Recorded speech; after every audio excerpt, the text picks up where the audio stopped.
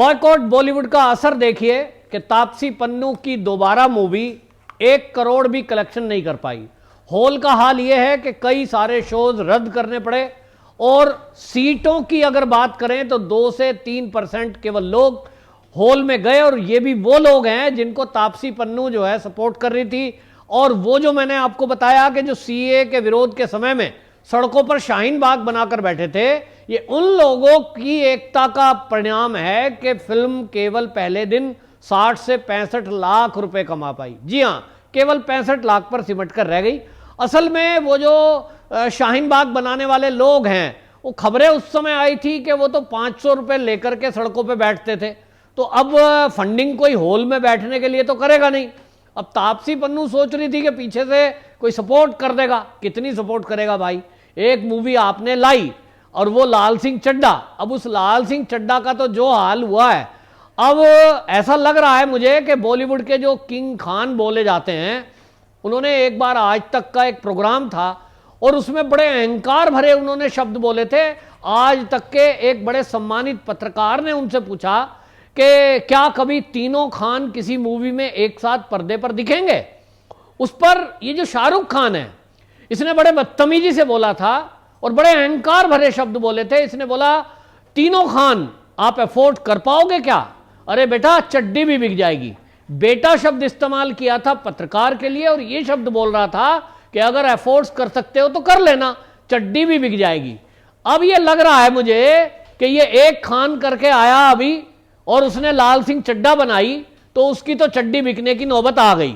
अब आने वाले हैं ये पठान मूवी लेकर के शाहरुख खान खुद। तो अब देख लिए आने वाला समय ऐसा आ गया है कि अब इन एक एक की चड्डी चड्डा सब उतरेगी, और उसके बाद इनकी हालत ये होगी कि ये आपको शादी में अगर किसी को चाहिए तो बैंड के आगे नाचते हुए दिखाई देंगे, तो उनके रेट तय हो जाएंगे। 10-20 लाख में आप शादी में बुलाइए, मनोरंजन कराइए, और ये जितने भी हैं ना, इनसे अपना फिल्मों के डायलॉग मंच पे लोग बुलवाएंगे। हाँ भैया शाहरुख खान जरा हाथ फैला के बोलना, तो ये बोल के दिखाएंगे, लोग ताली बजा देंगे, 2-4 रुपए इन्हें मिल जाएंगे। इनकी ये हालत होनी है। हालांकि अभी पिछले दिनों आपने देखा कि जिस तरह से इनका ये सामने आया एक रूप कि ये आखिरकार करते क्या हैं। मूवी में 2-3 हुए, 2-3-4 दिन हुए, ये कहते हैं साहब 100 करोड़ के क्लब में शामिल हो गई। फिर ये कभी घोषणा कर देते हैं 1 हफ्ते के अंदर 300 करोड़ के क्लब में शामिल हो गई। आखिरकार ऐसा कौन सा जादू है कि 300 करोड़ रुपया ये 1 हफ्ते के अंदर कमा लेते हैं? अब इनकी पोल खुल रही है। जब से मोदी सरकार आई है 2014 के बाद से, अब ईडी, सीबीआई और बाकी एजेंसियां ये ध्यान कर रही हैं कि यदि किसी मूवी से 300 करोड़ रुपए एक सप्ताह में आप कमा सकते हो, तो इसका मतलब तो इंडस्ट्री में बहुत पैसा है। तो ईडी नजर बनाए हुए है कि देखते हैं अब वो 300 करोड़ रुपया कहां जाता है, कौन रखता है, कौन सी दीवार में छुपा के रखते हैं। तो अब जब ईडी एक्टिव हो गई तो इन लोगों की हवा खराब है। अब कोई 100 करोड़ तक के क्लब की बात नहीं कर रहा। अब ये कह रहे हैं साहब मूवी फ्लॉप हो रही है। सवाल यह है कि जिनकी मूवियां पहले सुपर डुपर हिट होती थी, आज वो फ्लॉप हो क्यों रही है? या तो पहले झूठ बोलते थे, और पहले नशाखोरी का पैसा, ड्रग का पैसा इसी तरह होल मोल के जरिए लगाकर 2 नंबर के पैसे को 1 नंबर में बदल देते होंगे, और पहले की सरकारों ने इस पर ध्यान नहीं दिया। लेकिन आज की जब एक्टिव सरकार है और इसके साथ प्रजा भी एक्टिव है, दोनों के एक्टिव होने का परिणाम आज हमारे सामने है कि लाल सिंह चड्ढा मूवी का जो हाल हुआ, अब आप देख लो, वो 50 करोड़ जो कमाए ना उसने 3-4-5 दिन में, वो भी कंपटीशन हो गया देश विरोधी लोगों में और राष्ट्रवादी लोगों में। तो देश विरोधी लोगों ने ये नैरेटिव चलाया और उसमें तो बाकायदा विदेशों तक का हाथ भी सामने आया। जिस तरह से टर्की की फर्स्ट महिला के साथ वो लाल सिंह चड्ढा के हीरो आमिर खान वह फोटोशूट करा रहे थे, उसका मकसद क्या था? भाई आप मंदिर में जाते हैं, क्या दिखाने के लिए जाते हैं ये बॉलीवुड के लोग कि हमारी भी बड़ी इस धर्म में आस्था है। चादर चढ़ाने जाते हैं तो वहां का दिखाते हैं।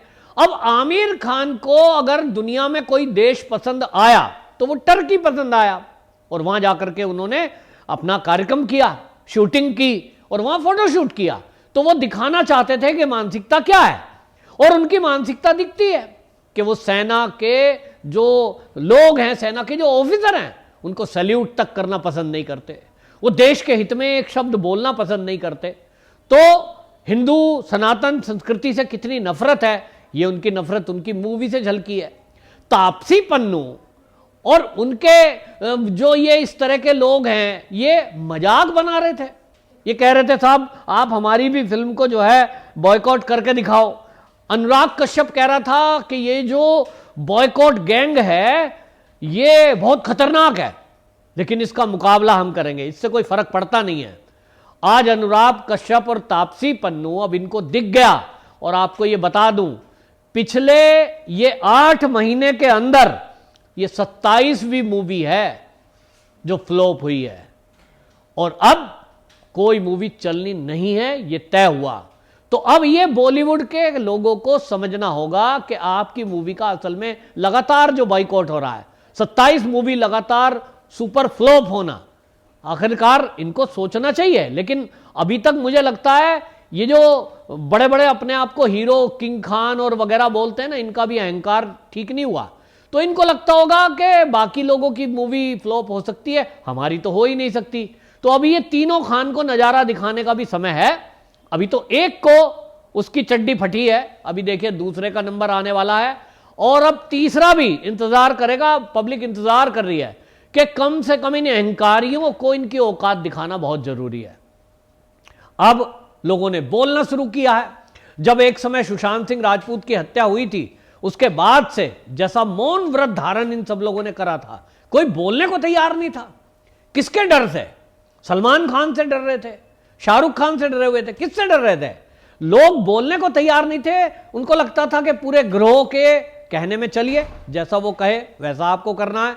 उनके विरुद्ध अगर बोल दिया तो इस इंडस्ट्री में टिकना मुश्किल हो जाएगा। कंगना रनौत ने बाकायदा इसकी पोल पट्टी खोली थी कि वहां एक ग्रोह है नेपोटिज्म, और उस नेपोटिज्म वाले ग्रोह से अगर आप कोई पंगा लेंगे तो इंडस्ट्री में आपको टिकने नहीं दिया जाएगा। इन चीजों पे लोग यकीन नहीं कर रहे थे कि ऐसा भी कहीं हो सकता है। ये तो परिवार के बच्चे हैं भाई, डॉक्टर का बेटा डॉक्टर बनता है और राजनीतिक लोगों के बच्चे राजनीति में आते हैं, तो एक्टर का बच्चा एक्टिंग में आ गया तो कौन सी बड़ी बात हो गई?